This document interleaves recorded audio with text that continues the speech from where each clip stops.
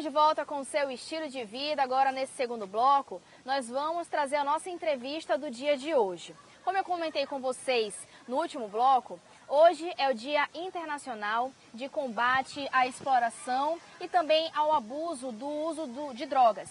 É um problema que vem se disseminando aí por todo o mundo e que muitas vezes as pessoas têm dificuldade realmente de encontrar apoio e também informação. É por isso que hoje nós vamos falar mais precisamente sobre a Fazenda da Esperança, uma instituição que tem sede em Manaus, em outros estados do Brasil e também mundo afora, e que há muitos anos vem desenvolvendo um trabalho aí com as pessoas que são dependentes, seja de álcool ou de drogas, e também com as famílias. Esse é o grande diferencial. Para falar sobre isso, nós convidamos uma representante lá da Fazenda da Esperança, o nome dela é Cláudia Lúcia, e ela já está aqui ao meu lado para falar um pouco para a gente, tirar algumas dúvidas, enfim, esclarecer você aí de casa. Cláudia, muito bom dia, seja bem-vinda ao Estilo de Vida. Bom dia. Então, Cláudia, quero começar conversando com você para que você primeiro explique para a gente o que é a dependência química, para as pessoas que possam entendê-la em casa ou pelo menos possam aí, com a sua ajuda, observar alguns sintomas que levem ela a desconfiar que um familiar, um parente, um amigo possa estar dependente. Segundo a Organização Mundial da Saúde, dependência química é uma doença que tem como característica o uso abusivo das drogas.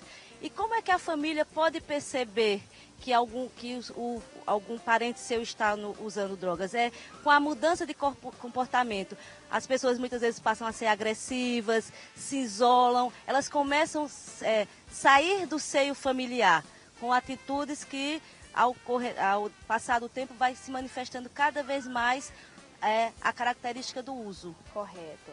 Então, é preciso, muitas vezes, a observação dos próprios familiares para atestar que aquela pessoa está dependente ou não.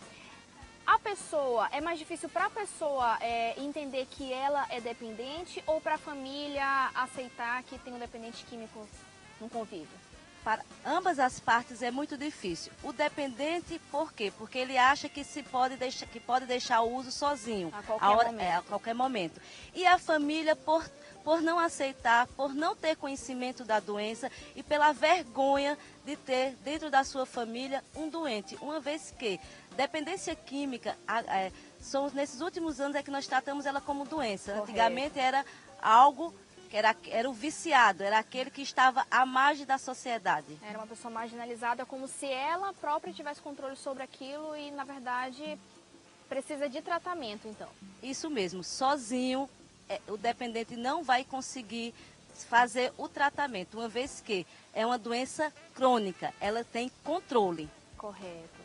A pessoa tem que, então, por toda a vida dela, procurar controlar essa doença. Assim como diabetes, hipertensão, as pessoas têm que diariamente lutar contra o vício. Isso mesmo, por isso que a internação é uma parte desse processo e o tratamento vai ser para a vida toda.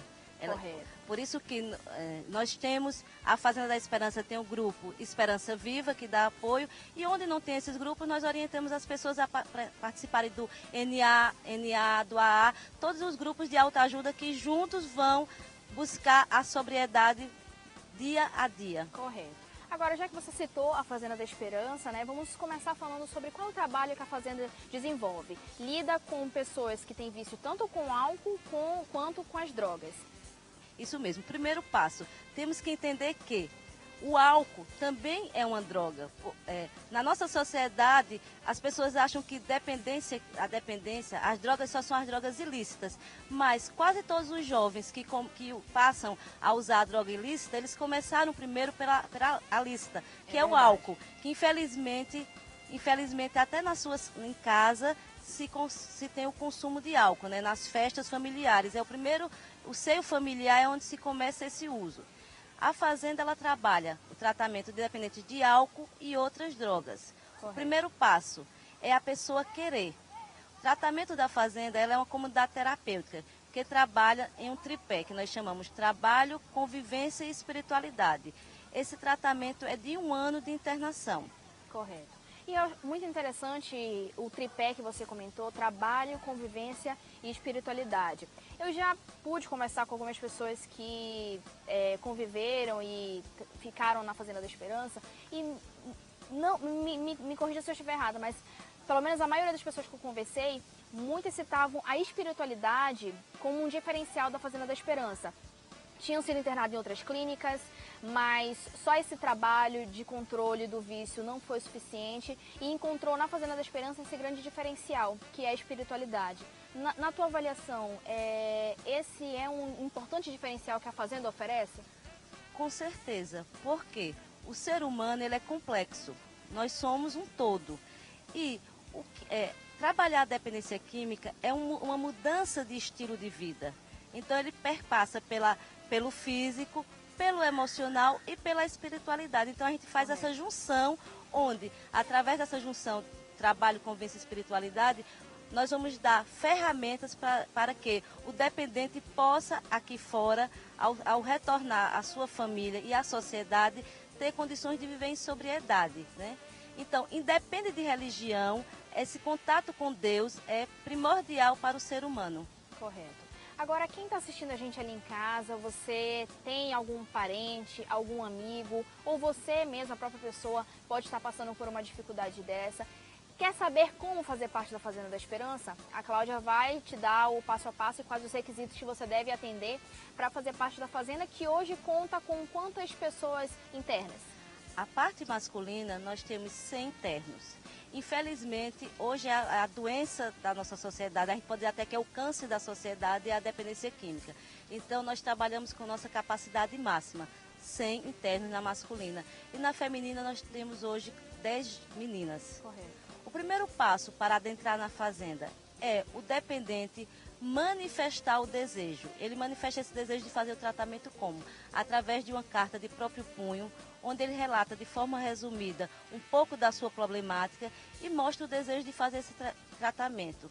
Ele leva essa carta em nosso escritório, né? E aí nós vamos dar o passo a passo que ele precisa fazer. Porque, como falei no início, nós não somos clínica médica, somos uma comunidade terapêutica. Correto. Então, antes dele entrar, ele vai ter que fazer uma série de exames. Por quê? Nós precisamos conhecer esse usuário na totalidade. Pois não adianta nós tratarmos a dependência química. E um exemplo, se ele é diabético, nós precisamos saber as doenças secundárias que ele tem. Correto. Olha, e também quem está presente aqui conosco para essa entrevista de hoje, que veio aí falar um pouco sobre a própria experiência. É importante a gente ouvir de quem passou pelo problema e de quem passou pelo tratamento, como foi essa superação. É o Jones Guimarães, ele que é industrial, passou um ano na Fazenda da Esperança e vai falar um pouco para a gente sobre a experiência. Jones, bom dia, seja bem-vindo ao Estilo de Vida. Bom dia, muito obrigado.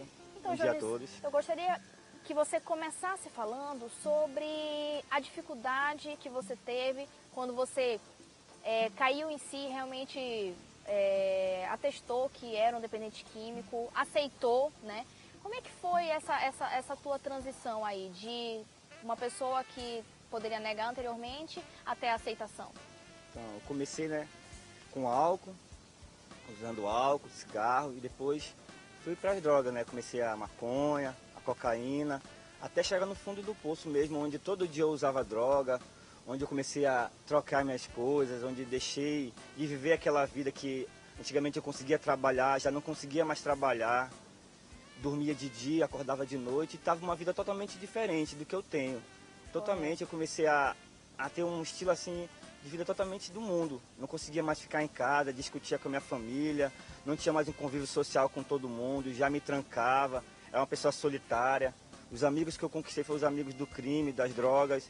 Então já não tinha uma vida social normal. Como foi para você aceitar que era um dependente químico e decidir, não, eu não quero mais isso para minha vida, então eu vou procurar ajuda? Um dia eu cheguei, né, totalmente drogado em casa e minha família começou a chorar toda. A minha mãe me carregou junto com meu irmão para dentro de casa e eu comecei a passar mal. Eu cheguei até quase a desmaiar no colo deles. E eu vi quanto eles estavam sofrendo e eu estava vendo como é que eu estava sendo infeliz e fazendo minha família infeliz. E eu não estava mais conseguindo me controlar, porque todo dia eu usava droga E teve uma hora que eu queria morrer, eu não queria mais viver, porque para mim aquilo ali era uma forma de... A pessoa só está aqui nesse mundo vegetando, não existe mais vida dentro de mim. Então foi no dia que eu falei, mãe, eu preciso de ajuda, eu não consigo mais ficar sozinho. Eu não consigo mais sair do mundo das drogas, preciso da sua ajuda. Foi assim que eu cheguei com ela e pedi. E foi quando toda a minha família, meus pais, meus irmãos se reuniram e proporam a internação, que era o único meio que eu conseguia me libertar, que sozinho eu não conseguiria. Correto. E aí a Fazenda da Esperança apareceu para você de que forma? Como foi que você acabou indo buscar ajuda nesse local aqui em Manaus? Então, assim, a gente foi pesquisar lugares de internação e minha mãe já tinha conhecido a fazenda antes, logo quando ela inaugurou. Então ela sabia já da minha fazenda, que é uma instituição católica, minha família é católica. E foi quando ela falou, vamos procurar a Fazenda da Esperança. E eu fui lá conhecer o lugar. E cheguei lá, vi várias pessoas com o mesmo problema do que eu, né? E eu querendo às vezes me esconder, com vergonha de falar. E todo mundo, não, eu sei que tu usa droga só pelo teu jeito, tudinho. E eu vi quantas pessoas são iguais a mim e estão ali lutando pelo mesmo ideal. E eu falei, pô, esse lugar que eu quero pra mim. E eu acabei fazendo a minha própria carta, como a Cláudia acabou de falar, né? Que a gente tem que fazer uma carta de próprio punho, contei um pouco da minha história e pedi ajuda. Eu falei, não quero mais essa vida pra mim, eu quero sair das drogas. Tá certo, então. Olha, gente, aqui é realmente um exemplo vivo de como as drogas interferem e muito no cotidiano das pessoas. O Jonas contou um pouco como era o dia a dia dele antes, quando ele estava realmente com a dependência fora de controle, como a família foi afetada e como ele caiu em si, aceitou a doença e procurou o mais importante de tudo, gente, que é a ajuda. Muitas vezes você tem vergonha ou acha que sozinho vai conseguir superar esse problema e acaba não pedindo ajuda e não é bem por esse caminho. A gente vai para o intervalo agora, no próximo bloco a gente continua conversando sobre esse assunto. Hoje é o Dia Internacional de Combate ao Abuso e à Exploração do Tráfico de Drogas. Enfim, drogas realmente já está aí em toda a sociedade como uma doença realmente, a dependência. E o que a gente pode fazer agora é cada vez mais se informar e combater essa doença e ajudar as pessoas que estão aí próximo da gente com esse tipo de vício. A gente vai agora para o breve intervalo comercial. No próximo bloco a gente volta com mais informações. Até já!